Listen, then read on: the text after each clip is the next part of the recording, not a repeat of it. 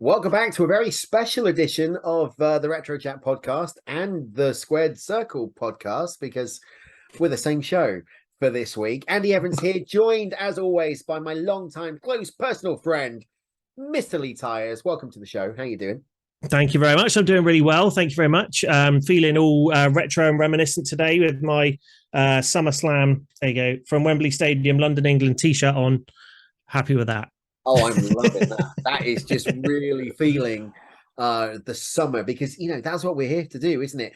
Today is 30 years since SummerSlam 1992 took place, August the 29th. As you are listening to this, as we are releasing this at 7 o'clock, it coincides with the event start time at Wembley Stadium. You were there at Wembley for the iconic pay-per-view event. I was there, and as you're watching this, I will also be at Wembley Stadium 30 years to the day as well. So as you're watching this, I will be at Wembley right now. Don't break the fourth wall, Lee. Don't break. Oh, sorry. All right, maybe not. Okay, we'll talk about that later. We'll talk about that later. In a second. Now, you may be thinking the set, or my set, is slightly different. That's because I'm actually in Warwick, in the Midlands. I'm in a hotel room, recording this on Zoom with Lee. So yes, we are going to break the fourth wall. That's a Premier Inn, isn't it? It is a Premier Inn. Is Lenny Henry around? We'll get him on to do an interview about wrestling. I wish he was, just so I could punch him in the face for the way the restaurant goes. Terrible dinner, but that's a whole different story. Your set, though, my friend, looks amazing as always, because obviously it's NFL related, which kind of links into what's on the bottom of your name down there, which is the Brit Bucks podcast. Go on, tell us about it. So I was looking, complete transparency. I'm all about reality. I got made redundant at the end of May, decided to take the summer off and pursue take some well-deserved time off and pursue some other projects. And one of the things I wanted to do, I've been wanting to do an NFL podcast for a long time now, but trying to get into it and understand all the terminology and all of that. I'm mostly there, but I'm by no means an authority on everything. So decided to start up a podcast about the Tampa Bay Buccaneers, also bringing in my better half Becky to do the podcast as well. Now Becky has only seen a few American football games. She doesn't know all the terminology. She's learning as she goes. So the angle of the podcast is we talk about what's currently happening in the world of the NFL and the Tampa Bay Buccaneers. And we also introduce Becky to the sport, explain some of the terms that are used and introduce her to some of the players and things like that, and kind of answer some of the questions that she's got. Now, I think the ideal listener is going to be someone who maybe is just getting into the world of the NFL. If you're a girl who has got a boyfriend who is into the NFL and you don't know anything about it, that's the ideal. You can do some catching up, put yourself in Becky's shoes, or even if you're a guy and you don't know, you haven't chosen a team yet, but you want to get into the NFL, that's it's a way you yourself on board. So I think it's very different to the sort of the main competitors are obviously the American podcast, Sports Network podcasts. And it's nothing like that. It's completely different. We are sort of taking it in baby steps, and we're not putting a lot of promotion into it yet. We're just kind of settling down and trying to find our feet a little bit with the first few episodes, but probably another couple of episodes down the line, we'll be putting some steam behind the promotion of the whole thing. And you'll see us a bit more out and about. But you can check us out over at britbucks.com. A couple of episodes there already. Hopefully there'll be a third by the time you listen to this. So should be good.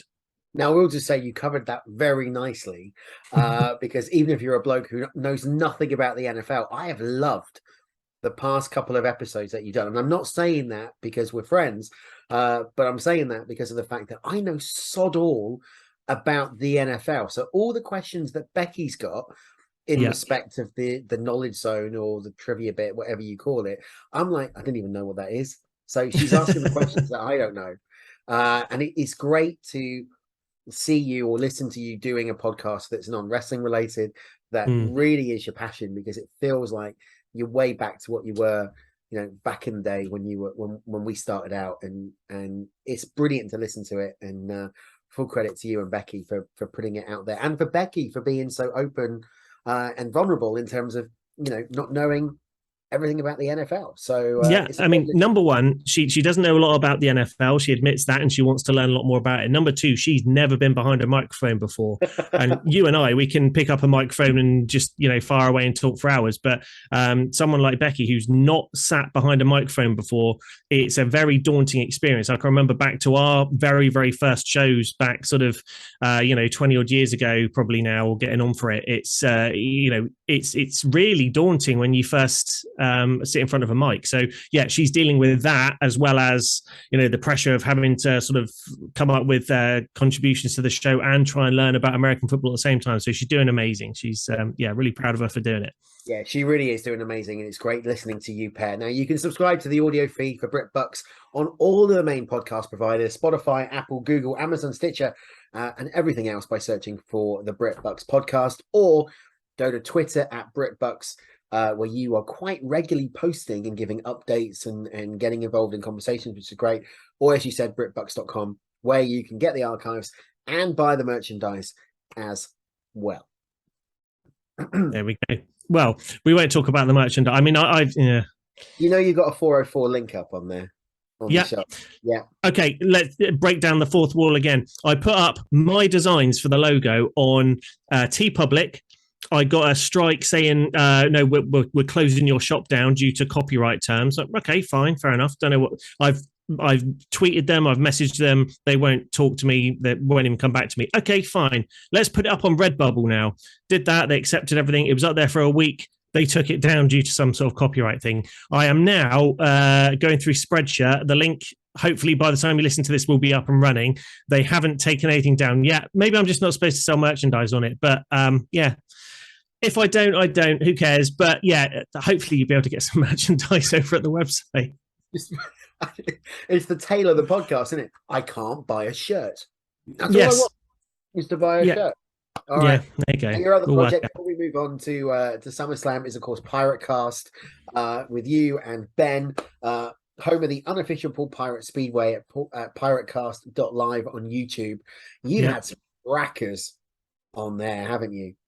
We've been, I mean, this one, obviously the NFL is worldwide, it's global, there's millions of dollars behind it. Going the complete opposite end of the scale, Speedway, if you don't know about it, a sport which is, relative obscurity in the UK, really. They had the big World Championship Grand Prix in Cardiff this past weekend at the Millennium Stadium, or Principality Stadium, I should say, and we'll probably touch on that a little bit later on as well, because that's being used next month for something else.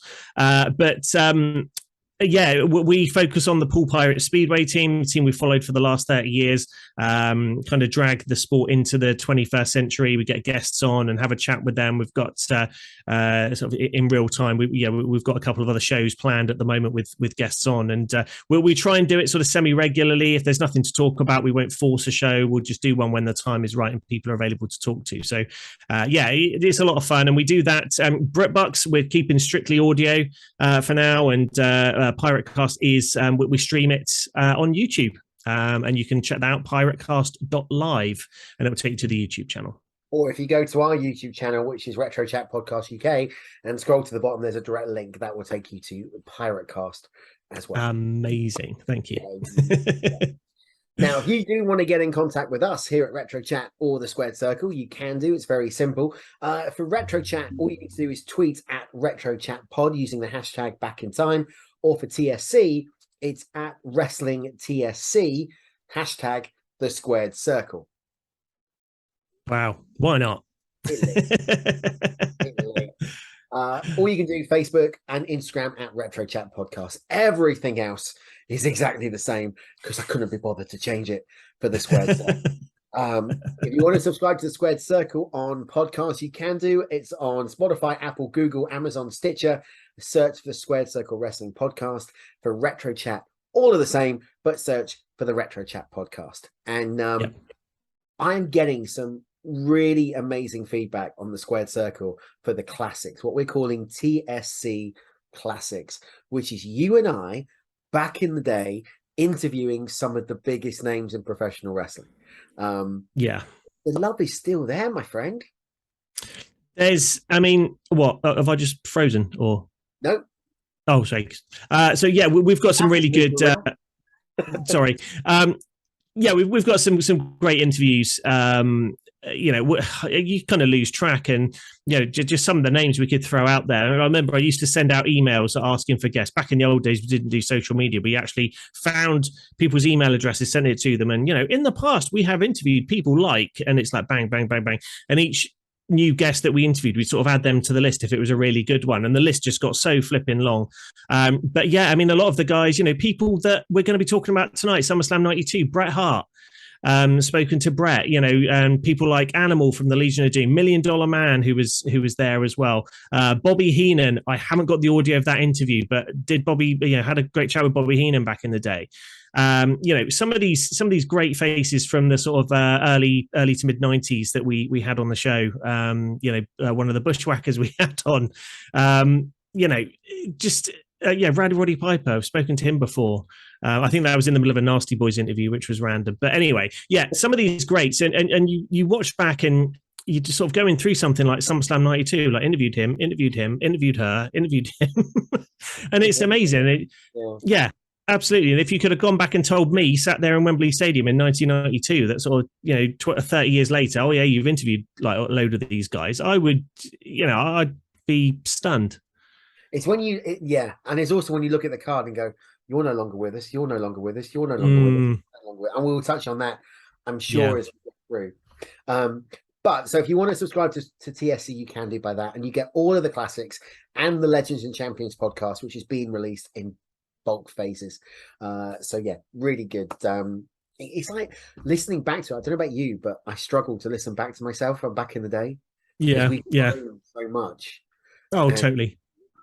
But anyway. So much more relaxed. Right, let's do it. Let's talk SummerSlam 19. Let's do it. Of course, 30th anniversary. It's a SummerSlam we thought you would never see, but like I like to pull these things out every now and then. It's a little segment I called "What Happened When." Thanks, Conrad. Trademark. So, Lee, I'm going to ask you several questions, and your show plan will tell you what the questions are, but they won't give you the answers. I haven't done any research in this. I can do some guessing, but who knows? So, for the UK, what was the #1 single in the UK at the time of SummerSlam? Now, was it Bryan Adams' "Everything I Do"? It was not. Oh crap! That was good. Okay, I'm out. Okay, so it was by a group called Snap, and it was Rhythm is the Dancer. Oh, I remember that. Yeah. Yeah, it's good. It's a good song. Anyway, #1 album. Let's move on before you make me sing again. Please don't do it for the next one. #1 album in the UK was 1992. Wayne's World soundtrack. I don't know. No, it was Best by the Smith. Oh, okay. Fair enough. I'm not gonna sing that. No idea. What was the #1 movie in the UK? In 1992, Terminator 2. Oh, very close. It was sci-fi. It was Alien 3. It took over £2,683,000 at the box office.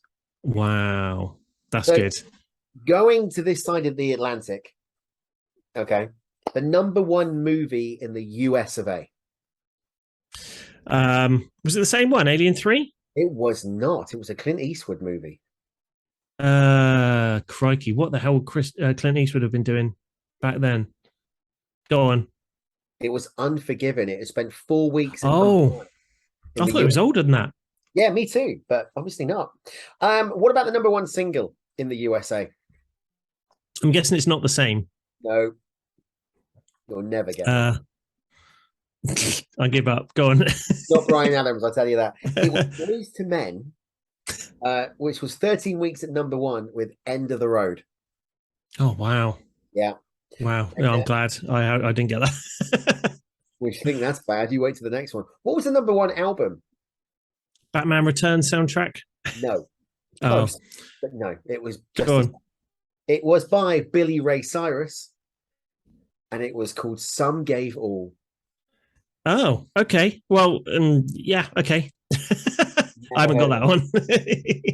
But if we look at wrestling history, what took place on August the 29th of 1988? Wow. And I can see this on the show plan. And it makes me excited that not only do I get to talk about SummerSlam 92, SummerSlam 1988 as well, because I remember the first, I've said this, did I just do this story on one of the other retro chats?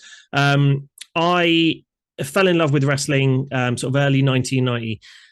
Started getting the Silver Vision catalogs and all that kind of stuff with all the home videos and everything during 1990. And I said to my mum and dad, before, like at Christmas, I want the SummerSlam 1988 VHS.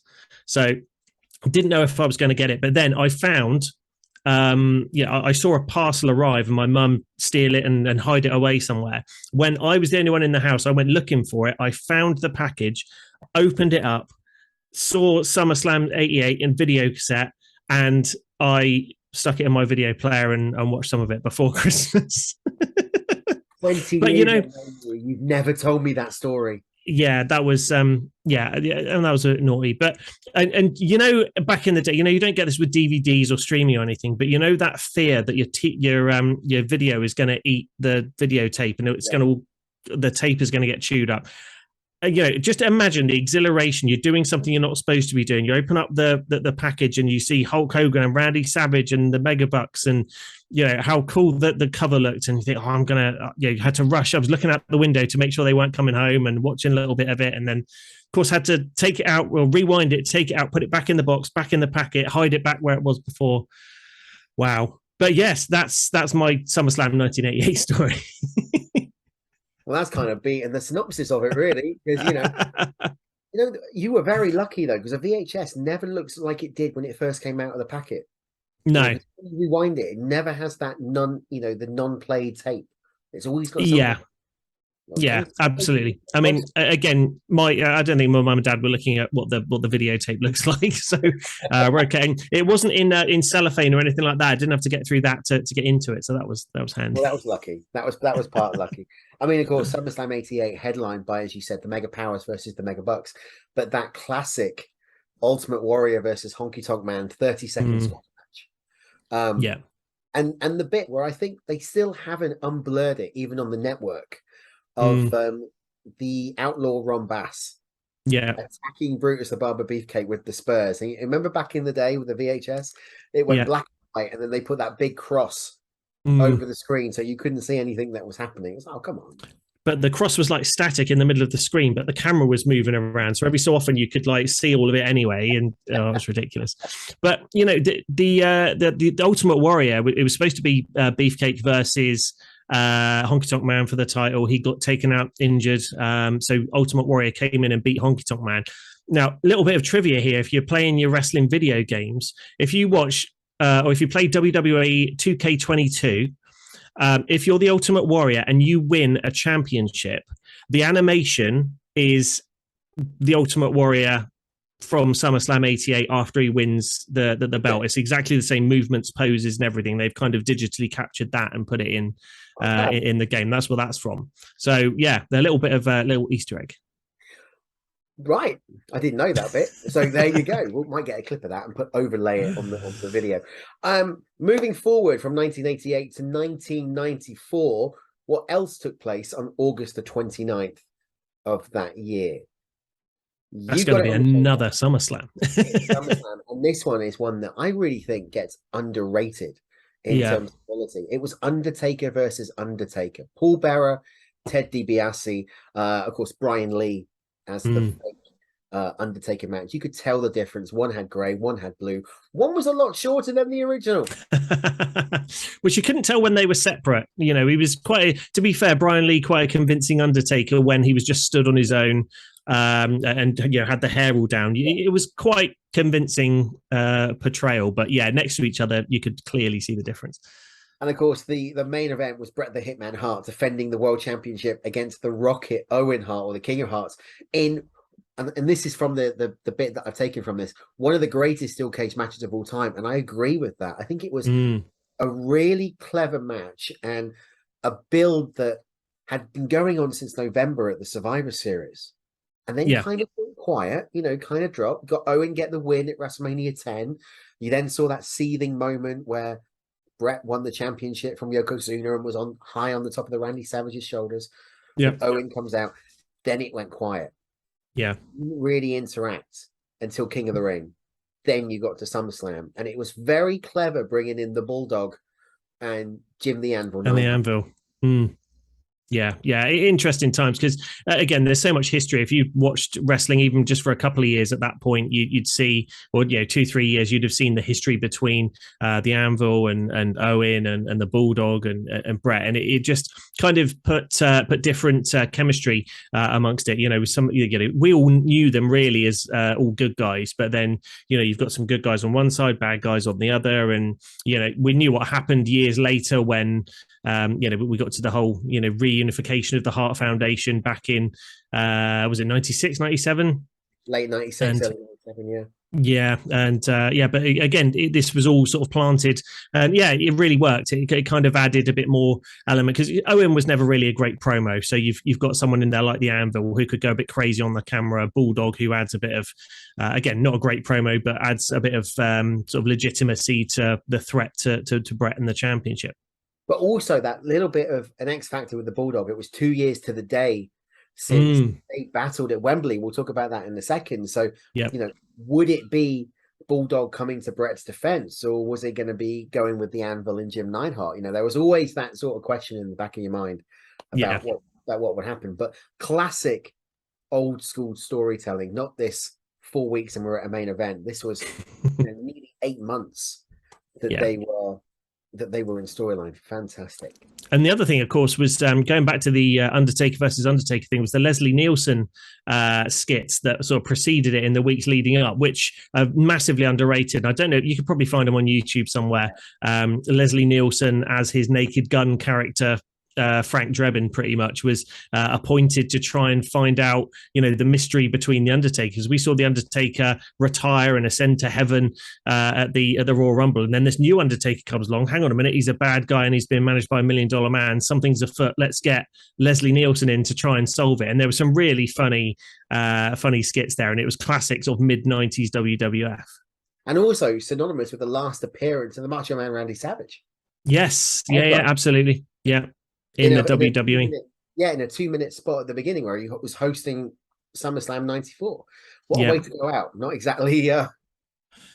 No, it was a shame. It wasn't too long before his demise. He started to, because I think he did a couple of promos for one of the WWE video games, and he was starting to sort of get warm to the fact of getting back involved with WWE. And I could have, he was never going to get in the ring again, but I could have seen him easily fitting in as a commentator again, and adding a bit of legitimacy to kind of a more like present day product. But off to WCW he went, and the rest is history. Absolutely. All right, let's do it. Let's go back to 1992. Let's go back to August 29th, SummerSlam. What memories do you have of being there? Because, I mean, for you as a young lad, you went with your dad, you were sat there, you got the coach from Bournemouth, the story, you've said the story a number of times on TSC and other shows. But looking back on it now, what memories does it bring to you when you hear the word SummerSlam 1992? Initially, I think I was shocked, not having as much of a business idea of what was happening with the WWF at the time. They were struggling in the US and it was really picking up over in the UK. For them to announce a major, one of the big four at the time pay-per-views coming to London, what? London? No, it can't be. It's going to be the SummerSlam tour or something like that. They'll do proper SummerSlam in the US, but no, it was actual SummerSlam. I remember my dad worked for the Bournemouth Echo at the time. They had a kind of a Readers Club promotions department thing. My dad was quite involved in running that at the time. So I immediately was like, Dad, they're doing SummerSlam, Wembley Stadium. I need to go. Fortunately, they were already looking at running a trip and taking a coach up there from Bournemouth, which I was on that coach. Made it all the way up to Wembley. Remember getting stuck in traffic just about 10 minutes out of Wembley Stadium, and sort of looking at my watch constantly. And I think we actually got into the stadium. We're halfway through the dark match, which was the Bushwhackers and Hacksaw Jim Duggan against the Nasty Boys and the Mountie. That was the only thing we missed, was the first half of that match. And sort of sitting down in that stadium was just weird. And do you know, one of the strangest things to me, it was the first wrestling show I ever went to live. So, that's pretty huge. But before that, the only time you'd ever seen these guys was on telly. You'd only ever heard the theme music on telly. As far as you were concerned, they were kind of cartoon characters. You didn't know that these were real. It could have all been created, in some lab somewhere. But when you actually see wrestlers up close, you hear the music, and like, I'm not just this like kid in his bedroom watching WWF and hearing these songs and thinking they're cool and like really liking the Legion of Doom's theme tune. It's being blasted out in front of 80,000 people at Wembley Stadium, and they're all like loving it. I think, wow, I'm not alone. There's loads of people who actually watch this stuff, and I'm not weird for liking it. So yeah, as a kind of a 16-year-old, that was pretty big for me. What was it like on the bus? Because that must have been a mad trip up there, and maybe a even madder trip back when you think about the adrenaline pumping from being there. Yeah, I mean, it was huge. I mean, it's a day before my birthday. So, I was, by the time we got back, it actually was my birthday on the coach on the way home. But yeah, the coach on the way out there, people, I think it was just a kind of air of anticipation. It wasn't the day and age where you could get merchandise everywhere. Certainly not in the UK. You could maybe go to the UK. I think it was Event Merchandising were doing the WWF stuff back in the day. It was before even Euroshop were a thing. And the sort of places that dispatch the videos, you could maybe get the odd T-shirt or something there. So, not everyone was decked head to toe in merch. People kind of kept themselves to themselves because, again, is it a cool thing to like wrestling? Do we want to be shouting about this kind of thing? But no, it was great on the way there, and there was lots of discussion on the way home, and then lots of sleeping as well, because it was a pretty full day as a kid. So when you went in there, I mean, we'll talk more about the show in a minute. We've got some stats and we've got some figures, but first live wrestling show, which you said you went to, 16 years old, 80,000+ fans, of which you were one of them. Yeah. That must be, I mean, I've been to Wembley for England football matches. You've been to Wembley more times than you've had hot dinners in terms of live music and live events like that. That must really just kind of resonate in your mind, doesn't it? You must still be able to remember what the atmosphere was like and how electric it would have been. Absolutely. And I think one of the things that I'll kind of add into this, I think it was exactly the month, certainly the month before, it was the end of July, was the Michael Jackson Dangerous Tour, which I also ended up having a ticket to. And I was sat pretty much exactly polar opposite ends of the stage or end of the stadium, than I was for the Michael Jackson concert. So I was in there a month before watching, arguably, I don't want to be controversial, but arguably one of the greatest musical performers of all time. And all I'm sat there is thinking, in a month's time, I'm going to be here and there's going to be wrestling. There'll be a ring just there. I'm going to be watching it. This is going to be awesome. And yeah, the crowd was huge. The old Wembley Stadium was very, it wasn't kind of your sort of new school stadium. Now Wembley is quite sort of tiered up in like a bowl situation, but the old Wembley was kind of flat. So the crowd noise was just, I know Shawn Michaels talks about this a lot. The crowd, lots of noise from the crowd just went up into the air. So it was loud at times, but you couldn't really hear a huge amount of the crowd. It wasn't sort of deafening. It was interesting to hear people cheering and booing certain people. Shawn Michaels got a massive face response from the UK crowd from where I was.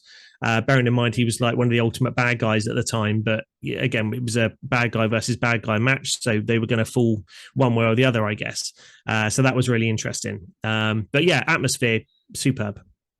Now, this was the SummerSlam we thought we would never see, as Vince McMahon says at the beginning of the pay-per-view event, and it's the 5th annual SummerSlam event. So by this point, 5 years had gone through, preceded by the match made in heaven, which was Macho Man Randy Savage marrying, storyline wise, Miss Elizabeth. I think they were already divorced by this point. I think they were certainly on the outs. On the outs. Of course, you had the tag team match. But what was interesting about this one was, even though it got taped on August the 29th, 1992, it didn't air until Monday, the 31st of August. Yeah. Now, you've got, and this is real huge, because at this point, they hadn't done a wrestling event not on a Sunday. And now you're expecting US fans to watch it on a Monday evening.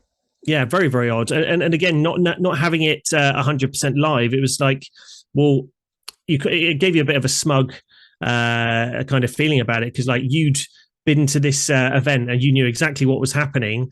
There wasn't the time of sort of dirt sheets that could get to people instantly. There were hotlines and things like that, I guess. But you knew what was happening, and the US crowd hadn't seen it yet, and you don't get stuff like that these days. No. Very, very, very weird. I mean, obviously that took care of the time difference problem, because it was sort of an afternoon and evening, late afternoon evening event for us in the UK. So it would have been an afternoon, like early afternoon event for a lot of the guys in the States, and maybe even late morning. So it wouldn't have worked sort of having it live. If you'd done it today, absolutely you would have had it live, but yeah, very different. Do you think that hurt SummerSlam in the long run, though? Because, I mean, they're saying it's the fourth largest live audience ever to attend a WWE event, with 80,355, of which you're one of them, in attendance. WrestleMania 29, to put this into comparison, in 2013, had 80,676 fans. And as we know, WrestleMania 3 at the now, demolished Pontiac Silverdome had a reported 93,173, and WrestleMania 32 had 101,763. But did it hurt it not being closer to the live date that we had it in the UK?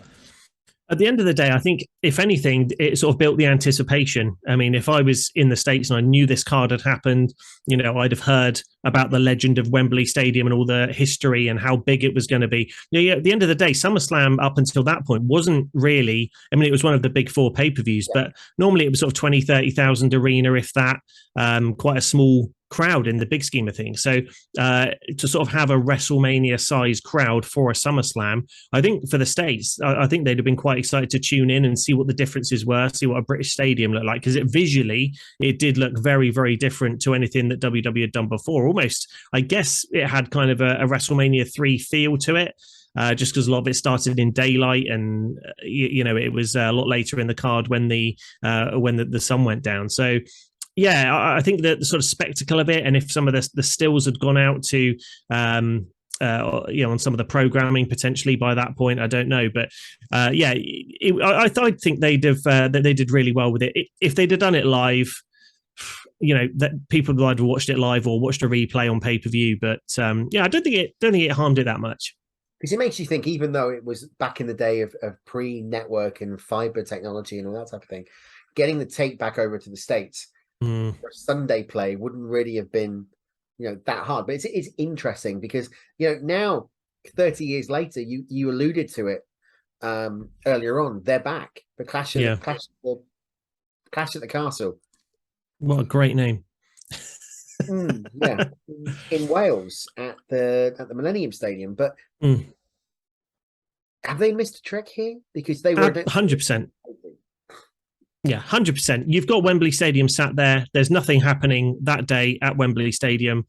Bring it back 30 years and do SummerSlam, 2022, 30 years since Bret and Bulldog, have it at Wembley Stadium as SummerSlam. Don't have a random pay-per-view called Clash at the Castle. Why they're doing it in Cardiff, I don't know. Wembley would be perfect 30 years later. And you could tie all sorts of stuff with it. Harry Smith, you could get hold of him and bring him in. I'm sure if you threw enough money at Bret, he'd turn up. You could make all sorts of tie-ins with it, and it could be great. But I really don't know why they haven't done it. Seems weird to me. Imagine if because they inducted the Bulldog this year into the Hall of Fame, didn't they? Yeah. But imagine if they delayed that induction and then they had Harry, Diana, and Georgia Smith in the ring at Wembley for whatever the event was called, whether or not it was called SummerSlam or not. Yeah. Inducting the Bulldog in the ring in the Hall of Fame with Bret doing the induction. I mean, that just would have been huge. A passing moment, wouldn't it? And one of those historic moments that we would have talked about 30 years time if we're all still alive talking wrestling at that point. Same as what we're talking about, Bret versus Bulldog now. No, completely agree. I honestly don't know why they're not doing it. I mean, obviously when it was all booked, Vince was very much the man in charge at WWE. That's not the case anymore. We can only speculate because, Triple H is, a bit more of a historian and appreciates the history. If the change had happened maybe a year in advance, maybe we would have seen, SummerSlam taking place at Wembley this year, just to sort of hark back to some of that, vintage nostalgia. Would have been great. I don't know. It's a shame. I think they've really missed out. So why haven't we, before we get on the card, we'll talk about the card in a second, because I think this is kind of like the preamble, as we do. Why have they never done, in your opinion, another one of the major four in the UK since 1992? We've had One Night Only, we had Capital Carnage, we had Rebellion, we've had loads of live Raws and SmackDowns and all that type of thing. But if SummerSlam is still the fourth largest gate in their history, why not bring Mania or the Rumble or the Survivor Series over to the UK? We've been calling it for years, saying that they should do this. And I think that the main reason they put a SummerSlam in the UK at the time is because, there's a couple of documentaries out there, not official ones, but if you look on YouTube, there's a couple of documentaries about 92. That the business was really, really low. The business was really down, and it was huge over in the UK and sort of internationally. So I think it was purely a financial decision. They knew that if they did SummerSlam over here, they could get a massive arena. They could, book it out massively and it would be huge. I think, when we got into the sort of 96, 97, 98, the Attitude Era, all that sort of stuff, they didn't need to come over here to do a pay-per-view because, number one, they get a load of backlash from the US fans for losing one of their pay-per-views over to the UK, and number two, they just didn't need us. Their arenas would have been jam-packed anyway for whatever pay-per-view they put together, certainly in those late 90s and early 2000s. WWE was red hot, and I think they sort of fell into that pattern. They didn't want to lose another pay-per-view to the UK. It just cost them too much money. We've seen the Saudi events happen in recent years, and even Australia and places like that, but they still haven't given them a proper event. They haven't given them a Mania. They haven't given them a SummerSlam, not even a Survivor Series. Survivor Series isn't really a thing anymore. It's just another name. They've started putting the Rumble in a baseball stadium. That's kind of a recurring thing now. SummerSlam, they have started to put in bigger stadiums. They've started to do that, but again, they've still not made that jump to put a big pay-per-view over here. And I think they're just worried that that there are those people who only go, they watch WWE casually potentially, and they'll go to, I always go to WrestleMania, I always go to SummerSlam. Those people that will always go to a big wrestling pay-per-view in the States, they're worried about losing that money. So do you think Clash of the Castle is a tryout, a modern day tryout to see how it goes? Because the stadium, the Principality Stadium, is not exactly small. No. Whether or not it's at I don't know the capacity, whether or not it's at the capacity of Wembley, but I suppose the other thing to consider as well is hot on their heels is AEW. Now, Craven Cottage, owned by Tony Khan, owned by the Khan, right? Yeah. What's to say they're not going to bring Double or Nothing or All In or one of their events to the UK because they realise that WWE are not capitalising? It will absolutely happen at some point. I know. I think it would almost be a shame. I know they've got Craven Cottage there, but I think looking at that venue, it doesn't really, it's not a visual spectacle. First of all, I'd like to see them come over and do Wembley Arena or the O2 or something like that. I'd like to see them do Double or Nothing or one of those venues. AEW is pretty big. It's still nowhere at the level of WWE. I don't know if they could fill somewhere like a Wembley Arena or an O2 at this stage. Wembley Arena probably. Impact used to do that on a regular basis back in the day, so I think they could do that. But I think from a if you're, again, going back to, if you're an American fan watching this, you look at Craven Cottage and you just think that stadium looks rubbish. It's that wrestling is all about, the spectacle being huge and exciting and big, and it's all about the visual and making it look bigger than it is. And I don't think Craven Cottage, even though it's owned by Tony Khan, I really don't think that is a visual spectacle that they want. It makes sense from a business perspective and logistically, but I'd honestly stick them in an indoor arena somewhere. It'd be so much better. That's just my opinion. Totally agreed. Shall we talk about the card? Let's do it. That's what we were here for. I mean, the first couple of matches were recorded for prime time. So technically didn't air on the pay-per-view, although they were released on the VHS. So as you mentioned, you had Jim Duggan, the Bushwhackers, Luke and Butch. Yeah, nuts. Versus the Mountie and the Nasty Boys with Jimmy Hart. One of the, really the kind of like the end of this whole Hart era before he became the manager purely of Money Inc. in 1993. 12 minutes 33.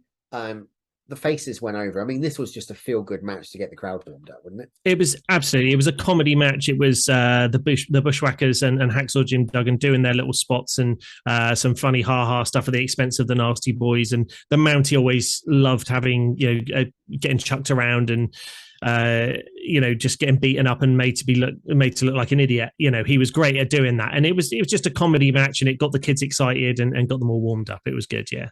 He didn't really have a good couple of years, did he, the Mountie? No.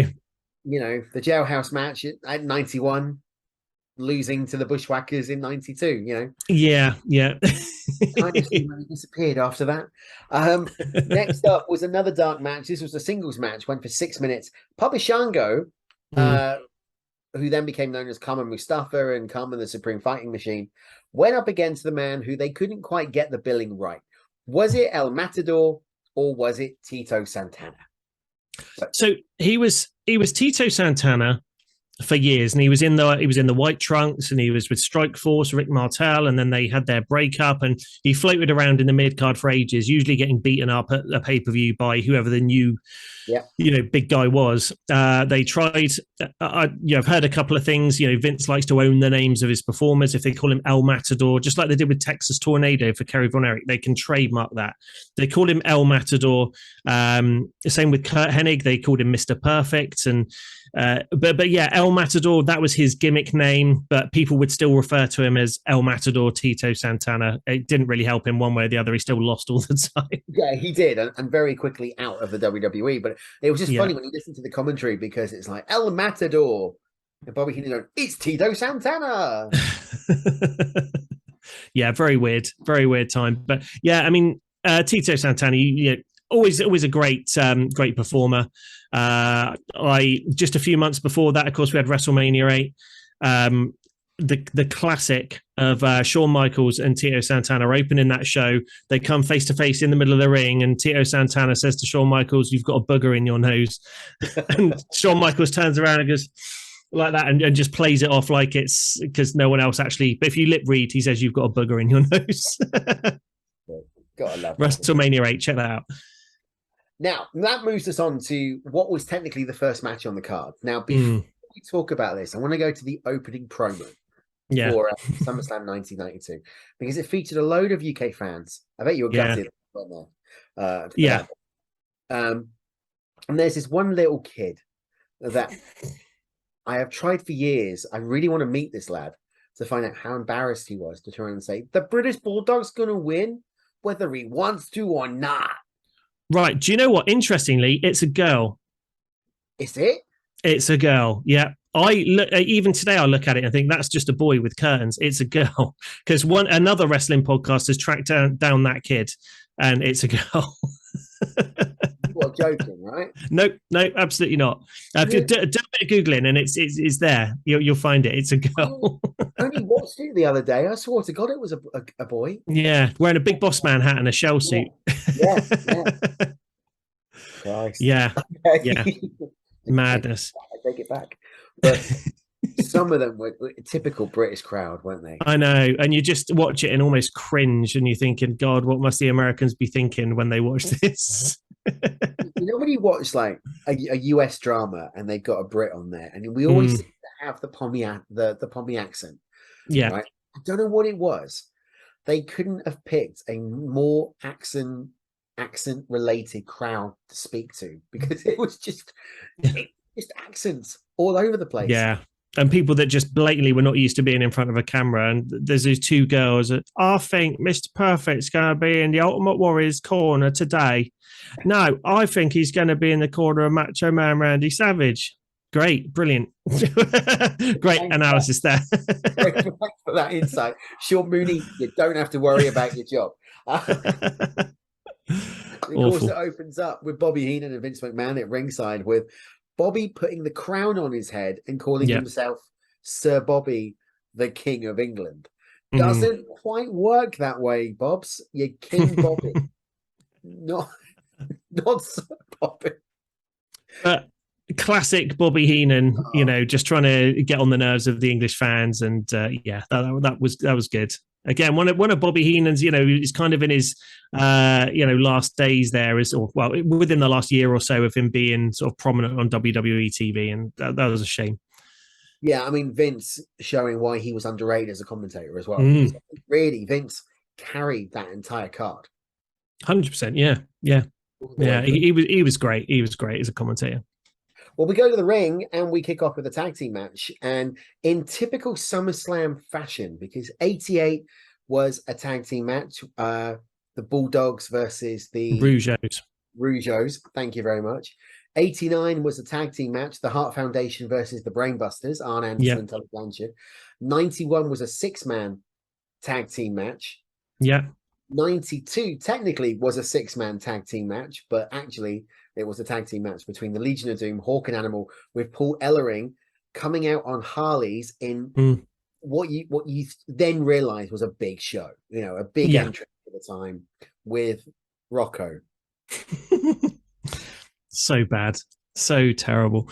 I mean, the fact that it's a big show when the wrestlers wear that they've got a new version of their outfit. So you had the Legion of Doom in the gold shoulder pads, which we hadn't seen before. You had $1 Million Man coming out in the white suit with the white trunks, white knee pads, white boots, which we hadn't seen before. It felt special and different, and they put in this extra bit of effort because it was a big show. The legend about this match, which I'm sure people have heard from multiple sources, is that basically Hawk was on autopilot for the whole match. He was completely out of it, off of his face, didn't know what was going on, and they were talking him through the match. But watching it as a kid in the crowd, you just see Legion of Doom, Money Inc. They're beating each other up. Legion of Doom win. You don't notice anything different. You don't realize that anything was wrong at all. You just see WWF superstars in front of you. I think it's funny though, because when you watch it back and you watch as smart fans, you and I have both worked for RQW calling matches before back in the day. You've been a fan for over 20, 25 years. I've worked in the business and been a fan. You can clearly see them talking Hawk through more than you can when they regularly call a match. I mean, you can clearly see it. Yeah, absolutely. Even, when they did the Doomsday device, you could see it was a bit of a dodgy. He was stumbling around. He didn't look great. But again, they made it. I mean, IRS, Mike Rotundo, and $1 Million Man. They were just they are absolute old school pros. They did everything in their power to make LOD look good, even though Hawk was really, shouldn't have been in there, could have really hurt someone. Yeah. I mean, give it up to them. They carried the match for 15 minutes. Yeah. For someone in Hawk State to last that long. I mean, unfortunately, we look at the deceased list and we kick off. Yeah. There's both now Hawk and Animal, unfortunately, are no longer with us. I mean, that's 2 down. Did you ever think that we would be doing a card and talking about it 30 years later and going, one of the most iconic tag teams of professional wrestling, from the NWA, from WCW to the WWF, and both of them would no longer be with us? Yeah, it's really sad, especially as you think these guys as a kid again. You see them as superheroes. They're cartoon characters. They don't die. They're not real people. They're these colorful characters that you see on the TV. They're invincible. They can get run over with a bulldozer and they'll turn up and beat up some job guys the next week. Everything's fine. But then life goes on, and these are real guys, and they do get hurt, and they do die, unfortunately. And that the longer you're a fan, the more of those you see, and it's sad. Now the next match that we come on to is, without trying to make light of it, a certain individual that most people wish had never come to the WWE and was deceased, and that was Nailz, facing off against Virgil, who you hear stories now. I mean, Virgil's now battling dementia, is really struggling. You've seen those memes from when he's at conventions with nobody in the line. This was 3 minutes 55. wasn't a good match. I mean, let's put it bluntly, it wasn't a good match. No, I mean the whole, Virgil had been with Million Dollar Man for quite some time, many years. They eventually had the inevitable split with Virgil turning on Million Dollar Man. They had a little run which was sort of WrestleMania 7 and SummerSlam 91, but then what do you do with it after that feud has gone? Virgil was sort of a mediocre talent. He didn't have a lot of charisma. He was just floated around for another year or so and was just beaten up by, again, whatever new guy was coming in through the door. In this instance, it was Nailz. Nailz, terrible worker. He just had the menacing look that Vince liked, but not so much in the end, so it turns out. Virgil was just the guy to feed to him to get beaten up, and in the run up to the Big Boss Man feud with Nailz. Let's talk about that one the better, because what moves us on to next is one of the big, and I think this was a pure comedy match, but you've got to give them credit because both of these workers, a veteran with an up-and-coming veteran, who's now a Hall of Famer, Rick the Model Martel, Shawn Michaels with Sensational Sherry, where the whole run-up to this match, the whole build-up was, you talk about which corner is Mr. Perfect going to be in, which corner is Sensational Sherry going to be in, but neither man could hit each other in the face. Yeah, I mean, they both had the gimmicks of, Shawn Michaels was the sexy boy. He'd look at himself in the mirror before the match and all that kind of stuff. The model was, of course, Rick the Model Martel. Don't, damage any of his good looks. So they put the rule in place, no hitting in the face. And again, this was what made it feel slightly weird, slightly weird pay-per-view, certainly during the build. When they started announcing the matches, Bret Hart versus British Bulldog. Hang on a minute. That's a good guy versus a good guy. That's weird. Randy Savage versus Ultimate Warrior. Hang on. That's another good guy versus another good guy. That's weird. Hang on. Shawn Michaels against Rick Martel. That's a bad guy against a bad guy. And this was in the era where you couldn't just put anyone against anyone. It was very, very rare that you didn't have good guy on one side of the ring, bad guy on the other. And the chemistry was so odd in the build, but then you got these two together, and as you rightfully said, it was a comedy match. There were occasions when they were both sort of, they did some athletic stuff, and then they were both, drawing back to try and punch each other, and then kind of remembered that they weren't allowed to do that.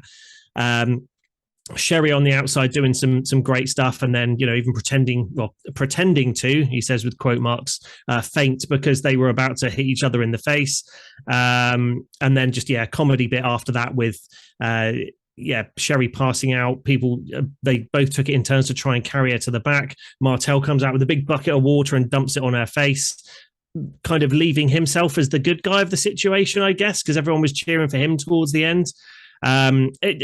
Funny and a good sort of break from the serious action, but I don't know, it felt a bit weird why you had these two bad guys and they were trying to cheer for someone. It's odd. It was, and I agree with you, but what really surprised me is that I put a tweet out on the TSC Twitter account going, give me some decent matches from SummerSlam. What do you think's in the top 10 matches of SummerSlam history? And a lot of people voted for this one. And I don't know why.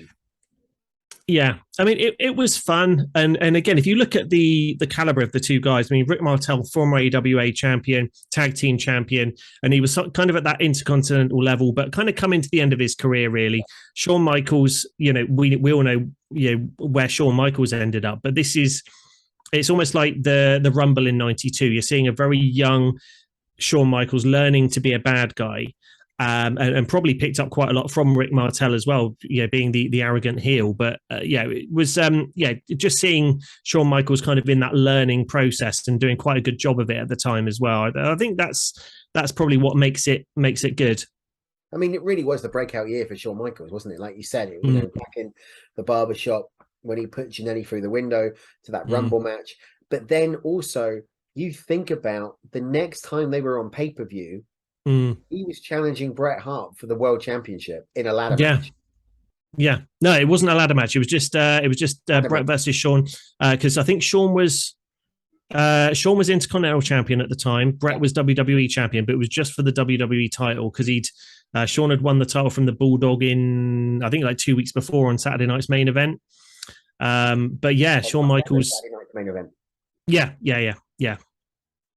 So yeah, so yeah, again, what kind of debut year really as a bad guy? They knew what they had in him, definitely. Absolutely. Cracking match if you haven't seen it. It ended up in a double count out. We didn't get a winner. I don't think we ever got a true ending to that feud, did we? No. If it was a feud, I don't know really what it was. It was never really. No. Don't know. It's odd. But it was.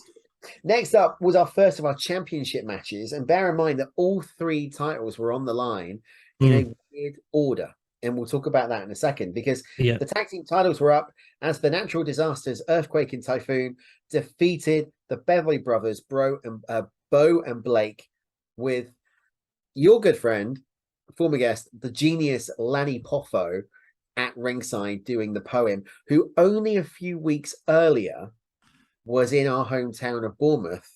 Yeah. And in Poole at WH Smith in the Dolphin Centre.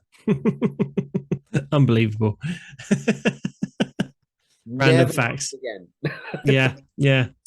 No, I mean, I'll be perfectly honest. I wasn't a fan of either of these teams. I went off and looked at merchandise whilst this match was on.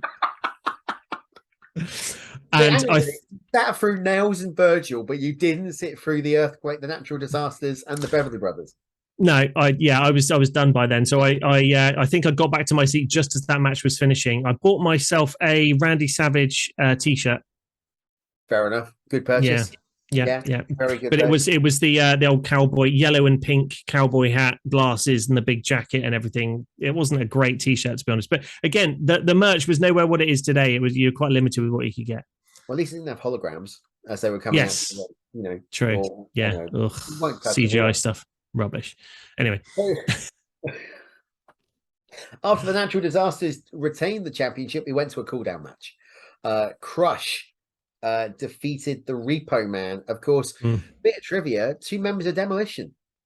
Exactly. I always thought I was a kind of a cool sort of inside guy, because I don't think it always felt like no one else knew about this, because as soon as Crush came out, I mean, he had the same name as he did when he was in Demolition, and you could tell it was the same guy. Repo Man took me a couple of weeks, but I was like, that is definitely Crush. And you saw the tattoo on his arm. Oh, sorry, Smash. Yeah, that is definitely Smash from Demolition. And then they went against each other at SummerSlam. Like, this is weird. This is 2 members of Demolition against each other, but they never build it. They never talked about it like that. That's kind of a shame. How cool would it have been to have had a Demolition triple threat at SummerSlam? Axe versus Smash versus Crush. I know Axe wasn't really supposed to be wrestling at that point anyway. He had a heart condition. But you could have had a manager at ringside with Smash coming out, because I think with Repo Man they really changed the look of what's his real name? Barry Darsow. Barry Darsow. That's it. They really changed Barry Darsow's look, didn't they? Because they cut the hair. He went short back and sides, real kind of skinhead. Looked like he lost a lot of body weight. Yeah. And body mass as well. And of course, full sort of bodysuit sort of thing. Yeah. I mean, really weird seeing it. In Crush, as you said, coming out with the same haircut. I mean, if you couldn't work it out, it was the haircut that gave it away. Yeah. 5 minutes 41, it was a squash. It was a way to get Crush over with the Kona Crush. Totally. Yeah, again, Repo Man by that point was just one of the bad guys you slung in there if you wanted to get a good guy a win and make him look good. Yeah, exactly. Yeah. Now, we then went to a load of promos, because this led us up to our double main event, the first of our double main event of SummerSlam, which was for the Ultimate Championship, the World Wrestling Federation Championship, the Ultimate Warrior, the Macho Man Randy Savage, the rematch, WrestleMania 7, the career-ending match. If you put it in that respect. Now, all the way through this, real world's champion, the Nature Boy, Ric Flair, the man who they tried to have another final match in Puerto Rico. Did you hear about this? I've heard about this. Yeah, awful. Yeah.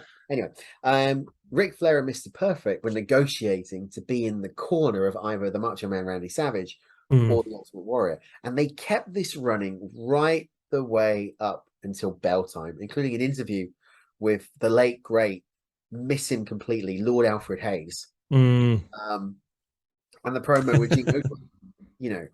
What do you think? What do you take on this one? Because again, like you said, good guy versus good guy. Really weird booking.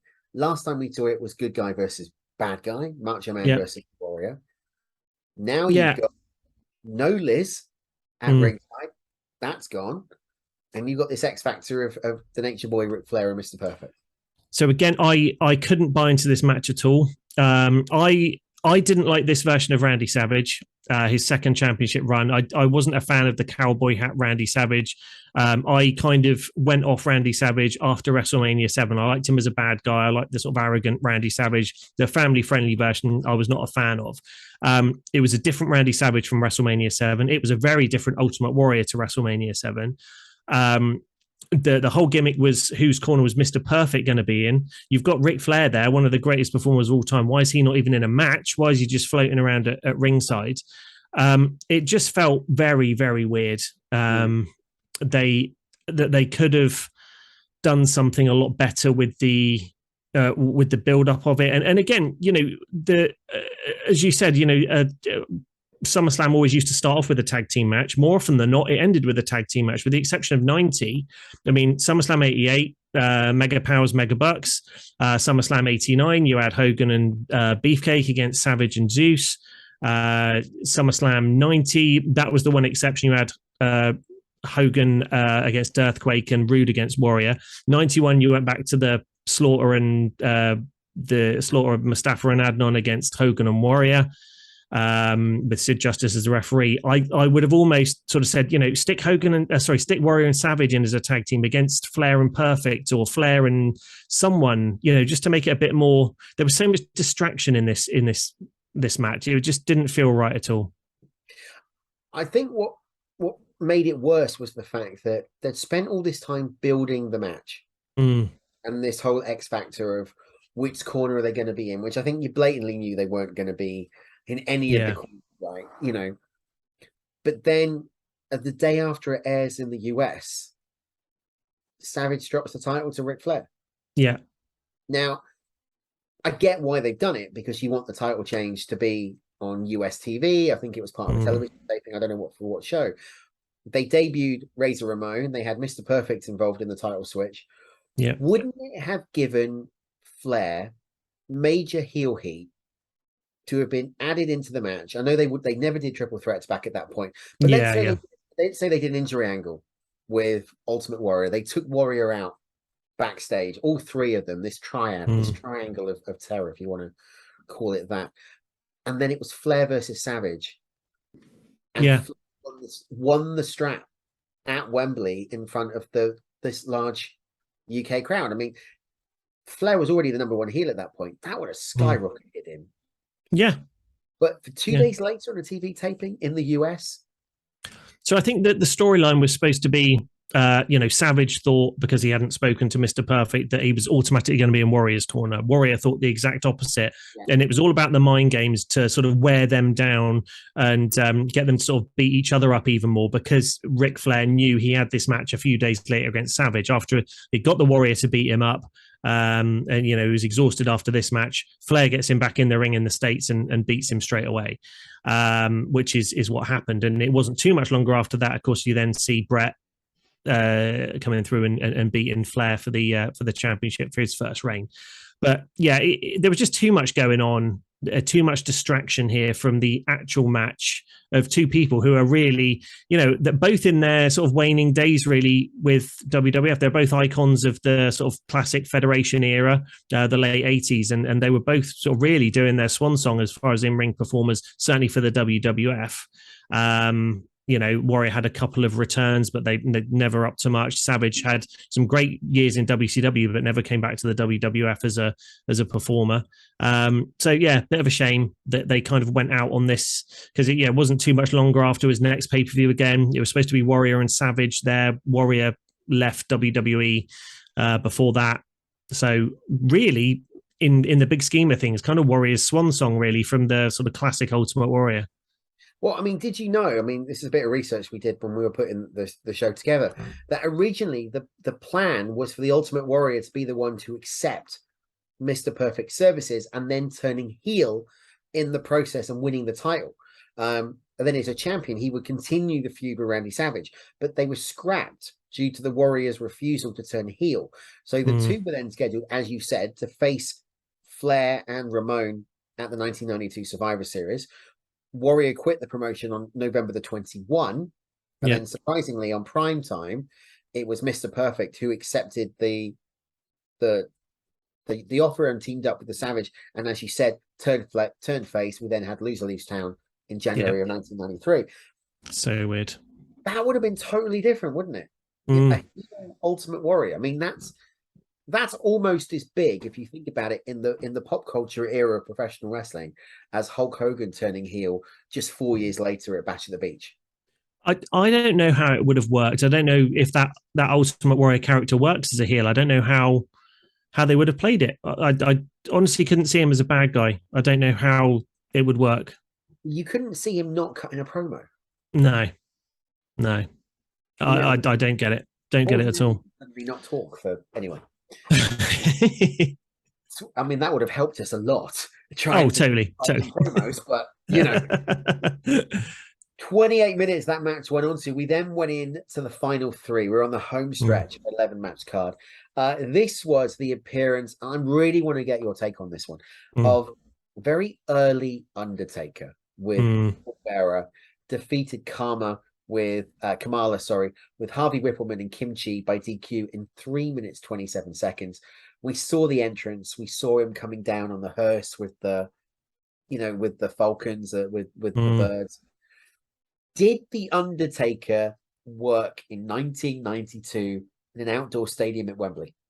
Absolutely. I mean, it got dark just about the right time. Got dark sort of right before the Warrior and Savage match, right before. So yeah, Undertaker coming out in the dark. The music was there. It was echoing around everywhere. There was a bit of a chill in the air as well because it was starting to cool down in the evening. It was, you could feel it. I mean, people talk about the whole, when you're in an arena, when the Undertaker's there, the whole place goes cold. But you could feel it back then, definitely. That they started to really work that gimmick and make the fans believe it. It was great. And was he as impressive to watch live as what he is to watch on TV? It was kind of a different Undertaker then. He was still very sort of slow with the motions and not the sort of evolved Undertaker that we kind of know and love. But yeah, it was good. I mean, he wasn't too far off from winning the championship from Hogan. He hadn't been a good guy really for a huge amount of time. But yeah, it was good to see him do his whole performance, and he was starting to get it really good by that point, and the hair was really starting to because he had a bit of a mullet when he first started, but he grew his hair out, and it was coming down quite well. It was good. It was I feel sort of fortunate to have seen an Undertaker match in person. Yeah. Oh, almost never did. Then we had the real cool down match. I think there's a bad placement on the card, actually, because this deserved to be a bit higher up. Native American Tatanka, still undefeated in the World Wrestling Federation at that point, facing off against the Berserker. Mr. Fuji in his corner, 5 minutes 46. Tatanka went over. Could you honestly see the undefeated streak coming to an end to the Berserker? Did they even put this on the VHS or the DVD or something? I'm sure I haven't seen this match a lot, if at all, since that time, unless I just skip it. I think it was on the VHS, but I think they cut it down so there was no entrances. So you came back from a promo and then made a ring. Oh, okay. Yeah, I mean, again, this was your classic sort of main event primetime wrestling match. Keep Tatanka in there, get him another win over the Berserker. Again, the Berserker started, it was an interesting gimmick before we got going, but it didn't really have any legs, did it? Was it an interesting character? Seriously? Well, yeah, interesting as in, what were you thinking? This is interesting. Then it was the main event. Yeah. Which ran for less time than the title match. So it ran for 25 minutes 40. Bret the Hitman Hart defending the Intercontinental Championship against the British Bulldog, David Boy Smith. We had a load of video packages running up to this. And then a really weird segment with Roddy Piper playing bagpipes. Yeah, that was very odd. I mean, fair enough, he can play bagpipes. I get it. He just went up into the same sort of area of the crowd as when they did the sort of trumpets at the start, doing the little fanfare bit, and played bagpipes for a bit. Really odd. Yeah, I mean, okay, if it was in Scotland, yeah, okay, let's do that. But Yeah. Wembley, really? Yeah, the crowd did not seem into it at all. And it looked like Yeah. he was really blown up by the end of it. But apparently Yeah. he legitimately did play the bagpipes. Yeah. Yeah. Yeah. I think he can. Yeah. Bagpipes, not bagpipes, as I just said. Okay. Yeah, there we go. Then the Bulldog is introduced. Yeah. Comes out, as always, Challenger comes out first. This time with the WBO World Heavyweight Champion, Lennox Lewis, Yeah. walking to the ring. I think they had a fight the following weekend or something on. Yeah. With Razor Ruddock, I think. Lewis versus Ruddock was the next week. Yeah. The crowd just didn't give him any type of reaction, did they? No. Wrestling fans are very kind of cagey when it comes to celebrities. Certainly were back then. But what's the tongue in cheek here that we already looked at the top of the show? That in 1988, SummerSlam took place on the same date, and they promoted a boxing match, which was Sugar Ray Leonard, wasn't it? Yeah, against Donnie Lalonde. That's it. And all these years later, 1992, they've got a boxer coming out promoting a boxing match the following weekend. Crazy. Absolutely crazy. They never learn. Great couple of promos, one by Bret the Hitman Hart, one by the British Bulldog Davey Boy Smith, and then Diana, who really was playing who do I support, my husband or my brother? And I think it's the first time you saw how bad Diana was at cutting a promo. But horrendous. The match made up for it. Classic technical wrestling back and forth.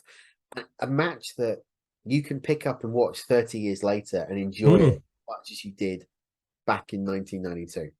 Yeah, again, another one of those that was potentially hampered by Bulldog, using or making use of some substances either the day before or the night of, depending on who you believe, but forgot most of the match that was laid out with Bret. Bret was having to carry him through the whole thing. Bret nearly got severely injured, I think, on 2 occasions in the match. Well, number one, where he was crotched on the top rope and Bulldog didn't give him a warning that he was going to do that. Another one where Bret jumped over the top rope to land on him and Bulldog didn't catch him properly and he nearly did something really bad to his back, I think. But other than that, it was a technically perfect match. Interesting thing here, at the time when they announced the main event was going to be Bret versus Bulldog, Bret was kind of your classic WWF superstar guy. Bulldog seemed to be just coming in. His gimmick is he's British. He was kind of a mid-card guy. I was like, I know SummerSlam is in the UK, but they're never going to put the belt on him because he's got to take it back to the States, and the American fans aren't going to buy the British Bulldog as Intercontinental champion. So I honestly didn't think that Bulldog was going to win. And when he did at the end, that not only a huge surprise to me, but the whole place went mental. And you can see it on the video that the whole place just erupted. When you watch it now, do you think it gets better with age, or is it just one of those? I mean, because I think when you look at SummerSlam history from the early days, you kind of go, Bret Hart, Mr. Perfect, SummerSlam 91. Yeah. Right. That's a classic that you can just put on and you can watch it any era. The Brainbusters versus the Hart Foundation, the tag match we talked about, even to a degree, the Bulldogs versus the Rougeaus at 88, or, that certain matches within those first 4 years of SummerSlam.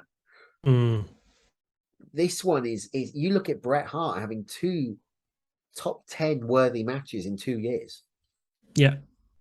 I mean, it definitely does stand up. I mean, Bret certainly pulled Bulldog up to his level in this match. I don't think you ever saw Bulldog in another match that was anywhere near close to this kind of level of quality. It's good. It's not quite as good as Bret and Perfect for the Intercontinental title, but it's because of the storyline building up to it, the fact it was in the UK, the fact of all the emotion leading up to it, and the crowd response at the end, the fact that people were cheering Bulldog, booing Bret, and then it kind of swung both ways sort of through during the match as well. I think that kind of adds to it and kind of puts it right up there. Absolutely. So where does SummerSlam stand? In all SummerSlams, or where does it stand? In is it the greatest, as some people have said, and I don't agree with it, but is it the greatest SummerSlam of all time? I'd say top 3, definitely. Again, it depends what you're looking for. My favorite SummerSlam, I think, is probably SummerSlam 1990. because it came off the back of the whole Earthquake and Hulk Hogan thing. Ultimate Warrior just won the title. Ravishing Rick Rude's cut his hair and he's taking things seriously. He's coming for the belt. Hart Foundation winning the titles from Demolition. That is one of my favorites. It's not technically the best SummerSlam out there. You're probably looking at 91 for that, purely off of the Bret and Perfect match. It's good. It's solid. Yeah, I'd probably say top 3 if I was being sort of objective about it, but I don't think it's the best. I think it lives in some ways just off the fact it was at Wembley. I mean, stick that exact same show, same matches, same result and everything in the Meadowlands in New Jersey or something, where we've had previous SummerSlams, or even Madison Square Garden, would have been an okay pay-per-view, but you'd have been like, why the hell are we watching Tatanka against the Berserker? Why the hell have we got Nailz? And it would be criticized a lot more if it was just a standard American show and that was the card you got. Yeah, I mean, out of 11 matches on the card, I think you've got to say 8 of them were pretty good.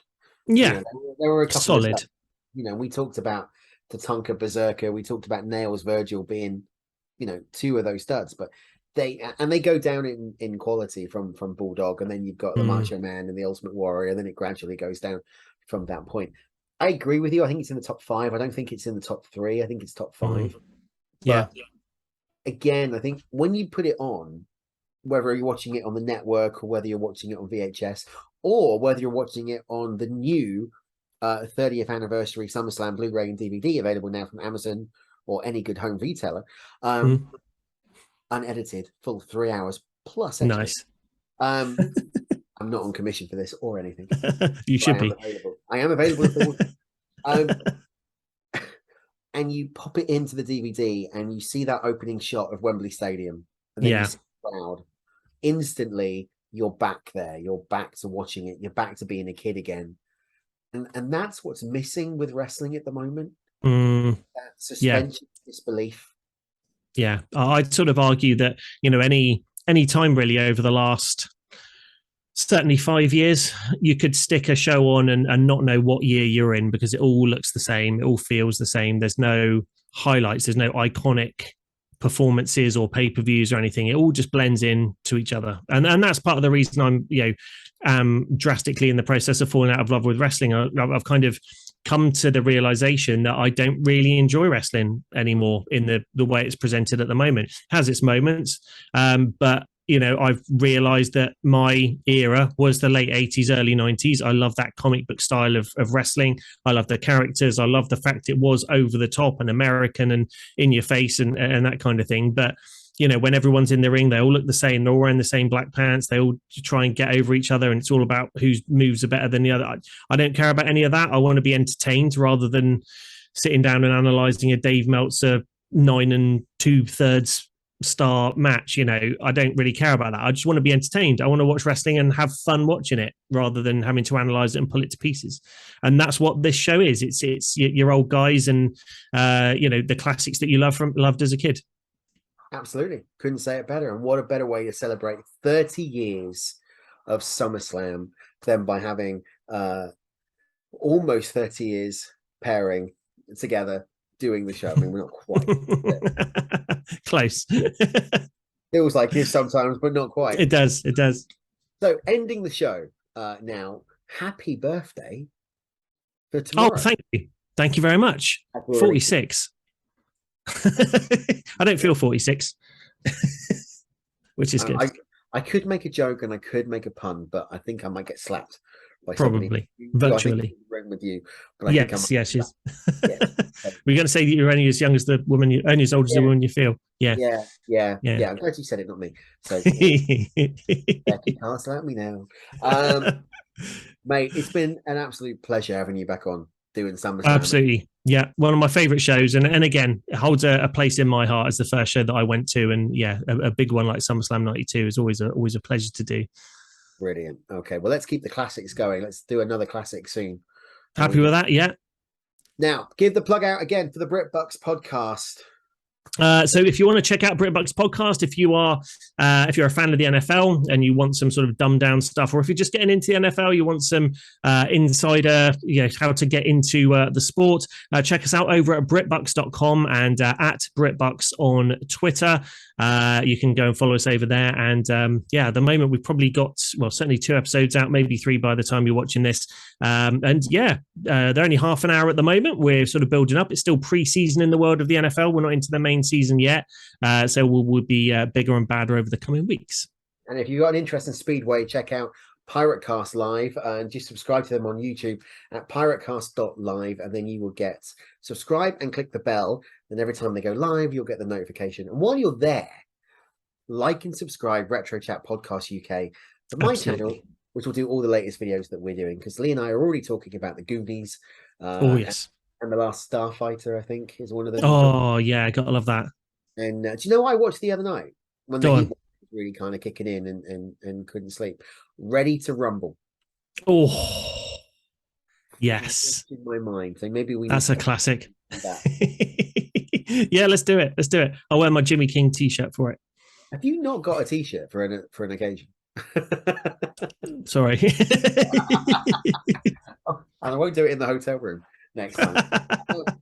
That's it for us. Thanks for joining us here at the Squared Circle and the Retro Chat podcast. It's been an absolute blast talking SummerSlam 1992 with Lee. Didn't call you LT like we did on the Only Fools and Horses show.